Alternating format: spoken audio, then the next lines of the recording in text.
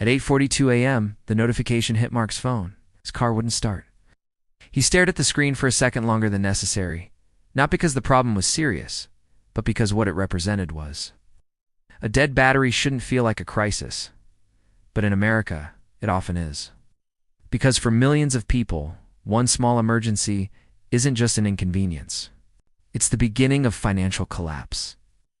And the reason, IS&T, irresponsibility, it's a system designed to keep people permanently one step away from disaster. Most Americans don't feel poor. They feel fragile. They have jobs, pay bills, and look stable from the outside.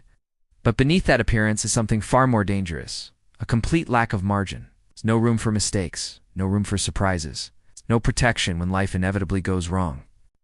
The American financial system doesn't collapse families with one dramatic event. It does it quietly, slowly, systematically, draining flexibility until the smallest problem becomes catastrophic. For decades, Americans were told a simple story. Work hard, get a job, buy a home, get insurance, save a little. Everything else will take care of itself. For a long time, that story mostly worked. Wages rose alongside productivity. Housing was affordable relative to income. Healthcare costs were manageable. Emergencies were stressful, but rarely fatal to a family's finances. That world no longer exists. Today, most Americans live inside a structure where income barely covers obligations. Housing eats the largest share, and healthcare is unpredictable and expensive. Insurance promises protection, but delivers complexity. Debt fills the gap between income and reality. Savings, if they exist at all, are thin. This isn't a conspiracy or a secret meeting. It's a system of incentives that quietly pushes risk downward, away from institutions and onto individuals. Take housing. For most families, housing isn't just shelter, it's the anchor of their financial life. But over the past 2 decades, housing costs have risen far faster than wages. Mortgages stretch longer and rents climb higher. Property taxes rise. Insurance premiums increase. Maintenance never stops. Housing used to be stability. Now it's pressure. And housing doesn't care if you're doing everything right. It doesn't pause when hours get cut. It doesn't negotiate when medical bills arrive. It simply demands payment every month, without exception. Now layer healthcare on top.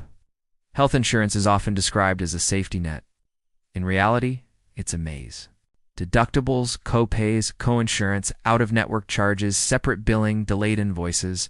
A single medical event can produce dozens of bills spread across months. Each one is small enough to ignore on its own.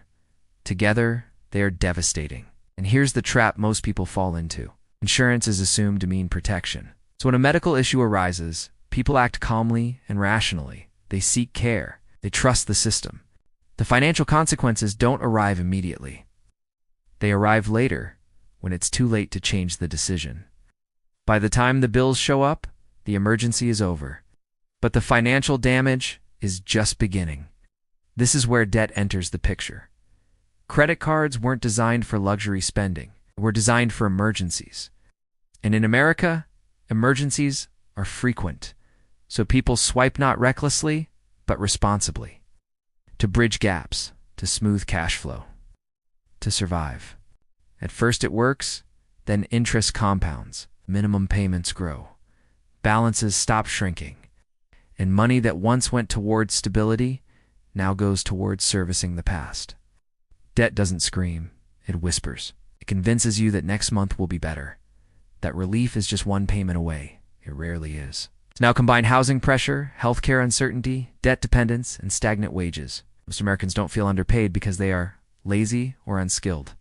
They feel underpaid because wages haven't kept pace with the cost of simply existing. Productivity increased. Corporate profits rose, but individual purchasing power stalled. This creates a dangerous illusion. On paper, incomes look fine. In reality, every dollar is already assigned before it arrives. Rent, insurance, utilities, food, transportation, and debt. There's no buffer left.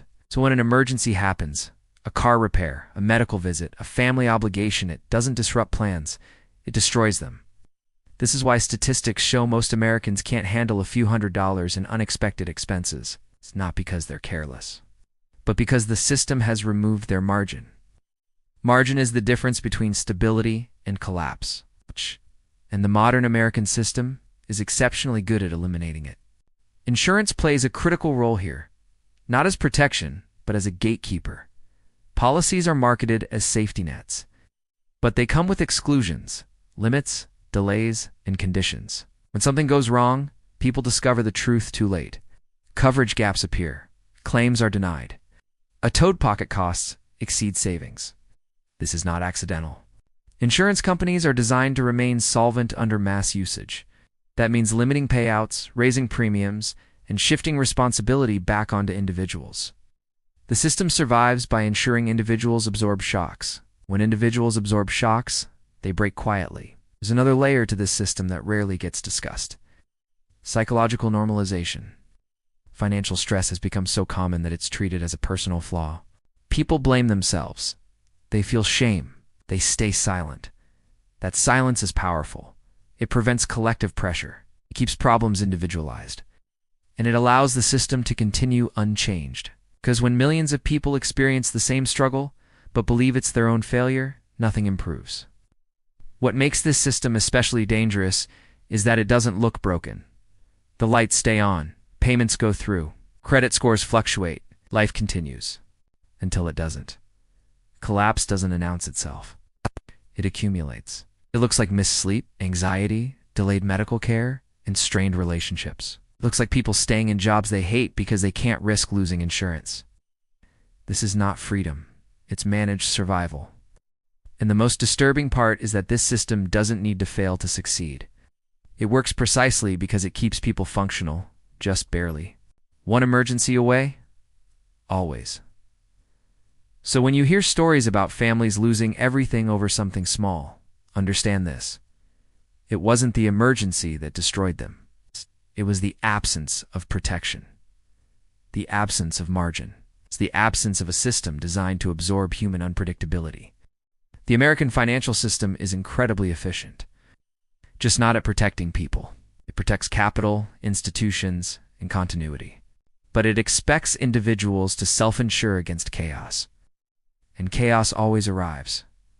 The real danger isn't irresponsibility, it's exposure. And exposure, over time, becomes inevitable failure. If this story feels uncomfortably familiar, that's because it isn't rare, it's normal. And the more normal it becomes, the less visible it seems, till the moment it happens to you.